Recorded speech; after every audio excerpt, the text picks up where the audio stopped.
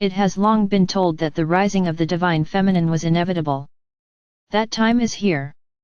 What was once written in the scrolls that are now disintegrated or held within dusty vaults deep underneath the Vatican is now coming to light. It is time to tell the truth of my story. Your stories also have merit, deep merit, and meaning for your soul's journey. My journey was deeply intertwined with my one. Yeshua and I were longtime friends. When I would see him my heart would race with joy and bewilderment, wondering why these feelings would surge through me. We were betrothed, and yet due to extenuating family and political concerns I was wed to another, to whom you know as John the Baptist. This story has been long hidden and I have been suppressed, my name in the history books reduced from high priestess and goddess to harlot and whore. Nonetheless I continued. John discarded me after our baby was born and I was free to utilize my healing of alchemy again. Yeshua and I were twin flames united. We served the people of Bethlehem and surrounding Judea, and far off after Yeshua's transformation, to far-flung lands did those that carry the crisped embers, embark. The message of light within nurtured in the void of creation was twisted, dimmed, lost, misinterpreted largely by Paul the Venetian who took it upon himself to change the meaning and the mystery of the God within to man without God. The message was twisted and heartbreaking for those of us who deeply knew Yeshua. I, as his wife and mother of our children, I love and always have loved Yeshua. We have been twin flames embodied together in several adventures serving as one, and we are never apart in the higher realms of light where we serve. This mission of Gaia was a terribly precious one, for this planet of beauty had fallen so far and so fast to those devoid of the light, for they had shut it down and not allowed their heart chakras to shine. Gaia had been entrapped and therefore all upon her also ensnared within a fallen holographic matrix of trickery. It was time to plant the seeds of hope, of crisped light, of resurrection, of ascension. It was time to plant these seeds and we did. From our union the crisped DNA has sprung forth and now there are millions of you, dear ones, millions and millions of you holding the light as an intense grid work for the all, for the mastery of the ascension of Gaia. I, Mary Magdalene, am speaking. It is true that I often wept in the presence of Yeshua, not from sin but wept from deep joy and love, wept as a release and as a renewal of energies to food and flow from my body as a living chalice of light. Blessed am I and blessed are you.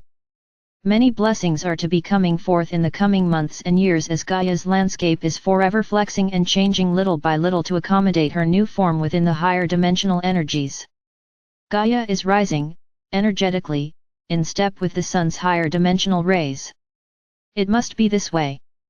Gaia is absorbing more and more light and the darkness is falling away. Within the womb there is darkness, mystery. And yet a spark of light occurs as the egg and sperm unite. A zap, the God spark begins another human evolutionary soul journey. New life much in this same way is flowing to Gaia now, and these sparks of light from the sun are masterpieces of alchemy and transformation. From light to plasma light, influxes of codes morph and change the deep inner hidden structures. It will continue. I, Mary Magdalene, see you with the eyes of deep love and understanding. I see you, children of my heart, of light, of myself. I see you. I know you. I know these journeys you have been on have left your feet bruised and bloodied, and yet you continue to walk on. Step after step. And when you are too tired to continue, a fresh breeze blows, or a cool sip of water refreshes. This journey is not at an end, for nothing truly ends, it is a journey beginning anew. Those that have done the work and processed the light will not be held back, but they will be asked to nurture the others who are not quite yet in step with these evolutionary changes. The human being is a supercomputer of light. When all DNA helixes process the light with alacrity and speed, the human body will glow differently, will process information differently, and will expand exponentially. We knew this as the high priestesses of old. We knew how to move the energies around to improve healing, to lower heat or raise heat where the body needed it, and to nurture through herbal poultices what needed nurturing. The role of the high priestess was highly pivotal, for without it the ability to heal was greatly diminished. For man had no understanding without the balance of woman, because they were designed to work as one. Within the void the voice of the divine feminine rings farther and rings true. I wish for you to know that my voice will be carried out through your voices, my sons and daughters of light, who carry my energetic and genetic lineage. Speak now. It is safe to do so. The light comes regardless of your preparation. I see that you are mostly prepared, that some fine-tuning is in order. For many, most, forgiveness is the last stone to drop. It is time to forgive your brothers and sisters for their part to play in this matrix. When forgiving, it is much like a heavy burden is lifted. Do not hold on longer to your burdens than is needed.